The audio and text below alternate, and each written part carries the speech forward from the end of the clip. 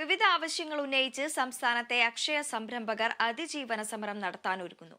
നാളെ സംസ്ഥാന IT mission ഓഫീസിലേക്ക് മാർച്ചും ധർണയും സംഘടിപ്പിക്കും. സംസ്ഥാനത്തെ അക്ഷയ സംരംഭകരുടെ സ്വതന്ത്ര കൂട്ടായ്മയായ ഫോറം ഓഫ് അക്ഷയ സെന്റർ ഓൺടർപ്രന്യേഴ്സിന്റെ നേതൃത്വത്തിലാണ് സമരം നടത്തുന്നത്. അക്ഷയ സേവനങ്ങളുടെ നിരക്ക് കാലോചിതമായി പരിഷ്കരിക്കുക, കൂടുതൽ സർക്കാർ സേവനങ്ങൾ അക്ഷയ കേന്ദ്രങ്ങളിലൂടെ അനുവദിക്കുക, വ്യാജ ഓൺലൈൻ സേവന കേന്ദ്രങ്ങളെ നിയന്ത്രിക്കുക, അക്ഷയ കേന്ദ്രങ്ങൾക്ക് നിയമ പരിരക്ഷ നൽകുക തുടങ്ങി 12 ഇനം ആവശ്യങ്ങൾ ഉന്നയിച്ചുകൊണ്ടാണ് മാർച്ചും ധർണയും സംഘടിപ്പിക്കുന്നത്.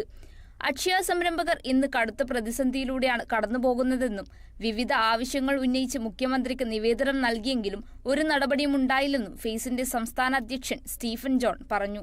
22 വർഷത്തിൽ ഒരേ ഒരു പ്രാവശ്യം മാത്രം റേറ്റ് പരിഷ്കരണം നടന്ന, സേവന നിരക്ക് പരിഷ്കരണം നടന്ന ഒരേ ഒരു പദ്ധതി ഒരുപക്ഷെ ലോകത്ത് തന്നെ അക്ഷയ കേന്ദ്രമായി, അക്ഷയ പ്രസ്ഥാനമായി. സർക്കാരിനോട് പലവിധത്തിൽ ഇതിനു വേണ്ടി ഈ ഒരു സേവന നിരക്ക് പരിഷ്കരിക്കണമെന്ന് ആവശ്യപ്പെട്ടുകൊണ്ട് നിവേദനങ്ങൾ കൊടുക്കുകയുണ്ടായി. മുഖ്യമന്ത്രിക്കും IT സെക്രട്ടറിക്കും IT ഡയറക്ടറിനും ഒക്കെ കൊടുത്തിട്ടുണ്ട്. പക്ഷേ യാതൊരുവിധ അനുകൂലമായ നടപടിയും അവർ സ്വീകരിച്ചില്ല. ഇപ്പോൾ സർക്കാരിൻ്റെ റേറ്റ് നിശ്ചയിച്ചുകൊണ്ടുള്ള ഒരു സംവിധാനത്തിൽ നിന്നുകൊണ്ട് ഞങ്ങൾക്ക് പ്രവർത്തിച്ച് മുന്നോട്ട് പോകാൻ പറ്റാത്ത അവസ്ഥയിലും സംരംഭകരുടെ പ്രശ്നങ്ങളെ സർക്കാരിന് മുമ്പിൽ അവതരിപ്പിച്ചിട്ട് യാതൊരു തരത്തിലുള്ള അനുകൂല നടപടി ഇല്ലാത്തതിന്റെ പശ്ചാത്തലത്തിലുമാണ് ഞങ്ങൾക്ക് വീണ്ടും ഞങ്ങളുടെ സമരമാർഗത്തിലേക്ക് വരുന്നത്.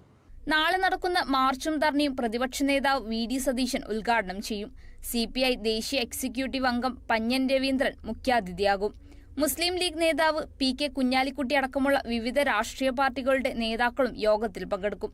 അക്ഷയ സെന്ററിന്റെ നിലനിൽപ്പിനു വേണ്ടി പോരാടുന്ന സംഘടനയായ ഫേസിന്റെ ആഹ്വാനത്തോടെ അക്ഷയ സംരംഭകർ തലസ്ഥാനത്ത് നടത്തുന്ന 2ാമത്തെ സമരമാണിത്. Kerala vision news, Thiruvananthapuram.